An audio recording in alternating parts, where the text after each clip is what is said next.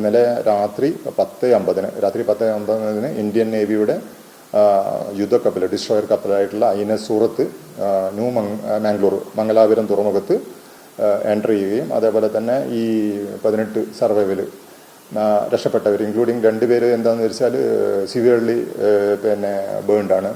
അപ്പം ഈ 18 പേരെ രക്ഷപ്പെടുത്തിയ 18 പേരെ മംഗലാപുരത്ത് എത്തിച്ചിട്ടുണ്ട്.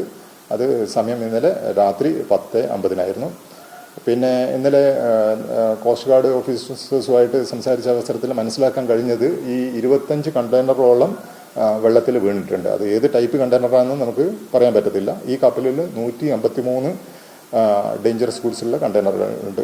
മൊത്തം കണ്ടെയ്നറുകളിൽ ഏകദേശം 153 ഈ ഡേഞ്ചറസ് ഗുഡ്സ് ഉള്ളത്. അതാണ് കപ്പലുകളെ സംബന്ധിച്ചുള്ള ഇൻഫോർമേഷൻ, കപ്പലിനെ സംബന്ധിച്ചും കണ്ടെയ്നറുകളെ സംബന്ധിച്ചുള്ള ഇൻഫോർമേഷൻസ്. അപ്പം കണ്ടെയ്നറുകളുടെ ടൈപ്പ് ഞാൻ ഇന്നലെ ഓൾറെഡി തന്നെ പറഞ്ഞിരുന്നു. അത് class 3 flammable liquid, 4.1 flammable solid, 4.2 spontaneous combustion and 6.1 toxic substance.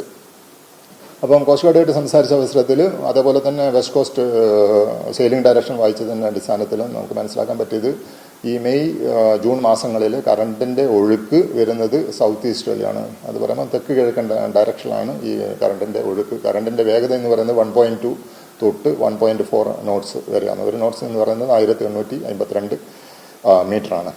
അപ്പോൾ ഈ സാൽവേജ് ഓപ്പറേഷൻ നടത്താൻ വേണ്ടിയിട്ട് DG ഷിപ്പിങ്ങിൻ്റെയും കർശനമായിട്ടുള്ള നിർദ്ദേശമുള്ളത് കൊണ്ട് ഇന്ന് രാവിലെ ഓണറിൻ്റെ ഭാഗത്ത് നിന്ന്, കപ്പലിൻ്റെ ഉടമയുടെ ഭാഗത്തു നിന്നും സാൽവേജ് ടീം 6:30 പുറപ്പെടും എന്നുള്ള ഇൻഫർമേഷൻ കിട്ടിയിട്ടുണ്ട്. അവർ 6:30 പുറപ്പെട്ടിട്ടുണ്ടാകും കൊച്ചിയിൽ നിന്നും. അപ്പം സാൽവേജ് ടീമിന് നമുക്ക് ചെയ്യാൻ പറ്റുന്നത് ഒന്നെന്ന് വെച്ചാൽ ഒഴുകി നടക്കുന്ന കണ്ടെയ്നറുകൾ വല്ലതുണ്ടെങ്കിൽ അതിനെ റിക്കവർ ചെയ്യാൻ പറ്റും. അതൊരു പർപ്പസാണ്. രണ്ടാമത് വിൻഡ്, കാറ്റിന് അനുകൂലമായ രീതിയിൽ കപ്പലിനെ ജസ്റ്റ് പുഷ് ചെയ്തിട്ട് കോസ്റ്റ് ഗാർഡിൻ്റെ ഫയർ ഫൈറ്റിംഗ് പ്രവർത്തനം ഊർജ്ജസ്വലമാക്കാനും പറ്റും, റിസൾട്ട്ഫുള്ളാക്കാനും പറ്റും. മൂന്നാമത് ഈ കപ്പൽ അഥവാ ഡ്രിഫ്റ്റായിട്ട് ഒഴുകിയിട്ട് തീരപ്രദേശത്തേക്ക് അടുക്കാൻ സാധ്യതയുണ്ടെങ്കിൽ അത് കടലിൽ തന്നെ അതിനെ സുരക്ഷിതമായ ആഴക്കടലിലേക്ക് ടോ ചെയ്ത് കൊണ്ടുപോകുന്നു. അപ്പോൾ അതിനു വേണ്ടിയിട്ട് ഓൾറെഡി സാൽവേജ് ടീമും ടഗും കൊച്ചിയിൽ നിന്ന് പുറപ്പെട്ടിട്ടുണ്ട്. സാൽവേജ് ടീമിൻ്റെ പ്രവർത്തനങ്ങൾ പ്രധാനപ്പെട്ടും ഈ ഘട്ടത്തിൽ 3 ഒന്നാമതെന്ന് വെച്ചാൽ വെസലിന് കാറ്റിന് പ്രതികൂലമായ രീതി, ഫയർ ഫൈറ്റിങ്ങിന് അനുകൂലമായ രീതിയിൽ കപ്പലിനെ പൊസിഷൻ ചെയ്യുക ഒന്ന്. രണ്ടാമത് വരുന്നതെന്ന് വെച്ചാൽ കപ്പൽ അഥവാ തീരപ്രദേശത്തേക്ക് ഡ്രിഫ്റ്റ് ചെയ്ത് വരികയാണെങ്കിൽ അതിനെ കെട്ടിവലിച്ച് ആഴക്കടലിലേക്ക് കൊണ്ടുപോവുക. മൂന്നാമത് ചെയ്യാൻ പറ്റുമെന്ന് വെച്ചാൽ പാരിസ്ഥിതിക മലിനീകരണം ഒഴിവാക്കാൻ വേണ്ടിയിട്ട് ഈ ഒഴുകി നടക്കുന്ന കണ്ടെയ്നറുകൾ തീരത്ത് വരുന്നതിന് മുന്നേ തന്നെ കടലിൽ നിന്ന് അതിനെ റിക്കവർ ചെയ്യാം. അതാണ് സാൽവേജ് ടീമിൻ്റെ പ്രധാനപ്പെട്ട ഉദ്ദേശം. ഇന്ന് മോർണിംഗിലുള്ള ഇൻഫർമേഷൻ പ്രകാരം ഡെപ്യൂട്ടി ഡയറക്ടർ പോർട്ട്സുമായിട്ട് സംസാരിച്ചിരുന്നു. നമ്മുടെ കേരള മാരിടൈം ബോർഡിൻ്റെ ബഹുമാനപ്പെട്ട ചെയർമാൻ NS പിള്ളെ IAS അവർകളും അതേപോലെ തന്നെ ഡെപ്യൂട്ടി ഡയറക്ടർ ഓഫ് പോർട്ട്സ് അദ്ദേഹത്തിൻ്റെ അഡ്വൈസറാണ്, മറൈൻ അഡ്വൈസറാണ് അദ്ദേഹം, ക്യാപ്റ്റൻ അശ്വിനി പ്രതാപ്. ഇവർ 2 പേരും രാവിലെ തന്നെ തിരുവനന്തപുരത്ത് നിന്നും കൊച്ചിയിലെത്തിയിട്ടുണ്ട്. കേന്ദ്ര സംസ്ഥാന ഏജൻസികളുടെ വ്യത്യസ്തമായിട്ടുള്ള ഡിപ്പാർട്ട്മെൻറ്റുകളുടെ ഒരു ഏകോപന മീറ്റിംഗ് ഈ ഇൻസിഡൻറ്റിനെ അവലോകനം ചെയ്യുന്നതിന് വേണ്ടിയിട്ട് ഇന്ന് 10:00 ചേരുന്നുണ്ടെന്നാണ് അറിവ് കിട്ടിയത്. അപ്പോൾ മീറ്റിങ്ങിന് ശേഷം കൂടുതൽ വിവരങ്ങൾ ലഭ്യമാവും. ഈ കണ്ടെയ്നറുകൾ അഥവാ ഒഴുകി പോവുകയാണെങ്കിൽ നിലവിൽ അത്തരത്തിലുള്ള നിർദ്ദേശമില്ല. ഈ കാറ്റും കറണ്ടും ഒക്കെ നോക്കിക്കഴിഞ്ഞാൽ ഏത് ഭാഗത്തായിട്ടാണ് നമ്മളത് പ്രതീക്ഷിക്കുന്നത്? നമ്മളുടെ പ്രിഡിക്ഷൻ പ്രകാരം നമുക്ക് ഇത് മനസ്സിലാക്കാൻ പറ്റുന്നത് ഈ അഴീക്കൽ നിന്ന് 44 നോട്ടിക്കൽ മൈൽ അകലെയാണ് ഈ 230 ഡിഗ്രിയിലാണുള്ളത്. അപ്പം 44 നോട്ടിക്കൽ മൈൽ അകലെ ഉള്ളത് കൊണ്ട് ഈ സൗത്ത് ഈസ്റ്റ് ഡയറക്ഷൻ, അതായത് തെക്ക് കിഴക്കൻ ഡയറക്ഷനിൽ കറണ്ടിൽ കൂടി ഒഴുകുകയാണെങ്കിൽ തൃശ്ശൂർ ജില്ല അല്ലെങ്കിൽ എറണാകുളം ജില്ലയുടെ തീരപ്രദേശങ്ങളിലാണ് ഇത് എത്തിച്ചേരാനുള്ള സാധ്യത.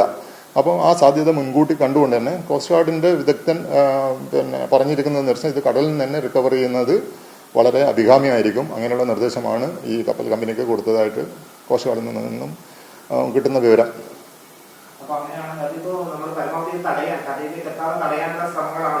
അതെ അതെ അതെ അതെ നമ്മൾ ഈ സാൽവേജ് ടീമിനെ ഉപയോഗിച്ച് നമുക്ക് ഈ കടലിൽ നിന്ന് ഒഴുകി വരുന്ന ഈ കണ്ടെയ്നറുകളെ ടോ ചെയ്ത് അതിനെ കടലിൽ നിന്ന് ടോ ചെയ്ത് സുരക്ഷിതമായ ഭാഗത്തേക്ക് നമ്മളത് കൊണ്ടുപോവുകയാണെങ്കിൽ നമുക്ക് ഈ തീരദേശ മലിനീകരണം ഇത് മൂലമുണ്ടാകുന്ന തീരദേശ മലിനീകരണം ഇല്ലാതാക്കാൻ പറ്റും. അപ്പോൾ അതിനുള്ള ഇനീഷ്യേറ്റീവ് കൂടിയാണ് എടുത്തിട്ടുള്ളത്.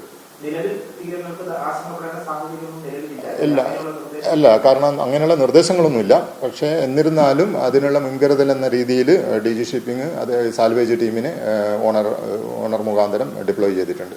ഈ സാൽവേജ് ഷിപ്പിനെ ഏർപ്പാടാക്കുന്നത് ഈ സർക്കാർ സംവിധാനമാണോ കപ്പൽ?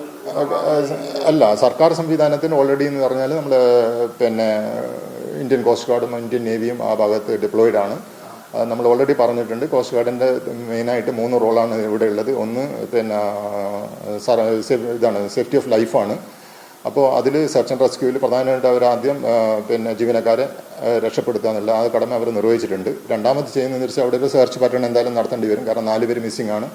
അപ്പം പിന്നെ search and rescue mission already അവിടെ ഇനീഷ്യേറ്റ് ആവും ഈ 4 പേരെ മിസ്സിംഗ് ആയതുകൊണ്ട്. പിന്നെ നമുക്ക് മനസ്സിലാക്കാൻ പറ്റുന്നതെന്ന് വെച്ചാൽ ഈ കോസ്റ്റ് ഗാർഡിൻ്റെ അഡീഷണൽ റെസ്പോൺസിബിലിറ്റി എന്ന് പറഞ്ഞാൽ ഇങ്ങനെ കടലിൽ ഉണ്ടാകുന്ന തീപിടുത്തങ്ങൾക്ക് അവർക്ക് ഫയർ ഫൈറ്റ് ചെയ്യാൻ പറ്റും. ഞാൻ പറഞ്ഞു ടഗിനും ഫയർ ഫൈറ്റ് ചെയ്യാനുള്ള കപ്പാസിറ്റി ഉള്ളതാണ് ഓഷ്യൻ ഗോയിങ് ടഗിന്. അപ്പം കോസ്റ്റ് ഗാർഡും അതിൽ വളരെ വൈദഗ്ധ്യമുള്ളവരാണ്. പിന്നെ മൂന്നാമത് കോസ്റ്റ് ഗാർഡ് എന്ന് വെച്ചാൽ ഇന്ത്യയിലുള്ള ഈ പിന്നെ നമ്മളുടെ ടെറിട്ടോറിയൽ വാട്ടറിന് പുറമെയുള്ള ഓയിൽ പൊല്യൂഷനുള്ള റെസ്പോൺസ് ഏജൻസി അത് എന്നുള്ള കേന്ദ്ര സർക്കാരിൻ്റെ നോഡൽ ഏജൻസിയാണ് ഇന്ത്യൻ കോസ്റ്റ് ഗാർഡ്. അപ്പം പ്രധാനമായിട്ടും 3 കോസ്റ്റ് ഗാർഡിൻ്റെ റെസ്പോൺസിബിലിറ്റി നമുക്ക് പ്രധാനമായിട്ടും കാണാൻ പറ്റുന്നത്. ഒന്ന് സെർച്ച് ആൻഡ് റെസ്ക്യൂ, രണ്ടാമത് പിന്നെ ഫയർ ഫൈറ്റിംഗ് അറ്റ് സീ, മൂന്നാമത് വരുന്നത് നമ്മൾ ഈ ഓയിൽ പൊല്യൂഷൻ റെസ്പോൺസ്. അങ്ങനെയുള്ള 3 ഇതാണ്. അതിൻ്റെ കൂടെ തന്നെ നമ്മളുടെ ടഗുകളും ഡിപ്ലോയ് ചെയ്തിട്ടുണ്ട്. ഈ ടഗുകൾ പിന്നെ സാൽവേജിൻ്റെ കൂടെ തന്നെ ഫയർ ഫൈറ്റ് ചെയ്യാനുള്ള കഴിവുണ്ട്.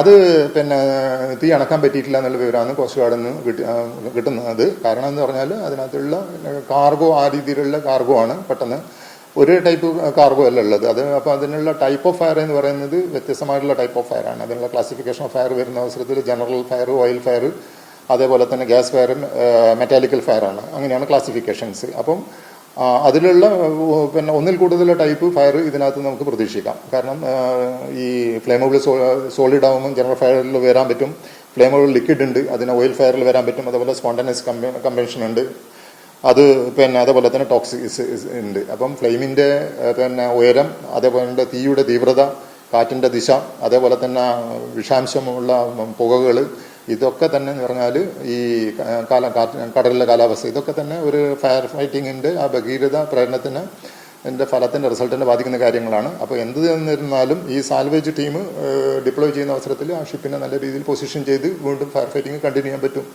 അതേപോലെ തന്നെ ഈ സാൽവേജ് ടീമിന് നമുക്ക് എന്ത് ചെയ്യാൻ പറ്റുമെന്ന് വെച്ചാൽ ഫയർ ഫൈറ്റിങ്ങിന് പുറമെ തന്നെ നമ്മളുടെ ഈ കണ്ടെയ്നറുകളൊക്കെ സാൽവേജ് ചെയ്യാനും പറ്റും. പിന്നെ അഥവാ ഈ പിന്നെ തീരപ്രദേശങ്ങളിലേക്ക് ഈ കപ്പൽ ഒഴുകി വരുന്നത് ഇല്ലാതാക്കാൻ വേണ്ടിയിട്ട് ആഴക്കടലിലേക്ക് ഈ കപ്പലിനെ നമുക്ക് ടോ ചെയ്തിട്ട് കൊണ്ടുപോകാൻ പറ്റും. അങ്ങനെ സാൽവേജ് ടീമിനുള്ള വിവിധമായിട്ടുള്ള പ്രപ്പോസലുകളാണ്. കോസ്റ്റ് ഗാർഡ് ഓൾറെഡി ഞാൻ പറഞ്ഞു മെയിനായിട്ടുള്ള 3 പിന്നെ മിഷനിൽ അവർ കണ്ടിന്യൂ തന്നെയാണ്.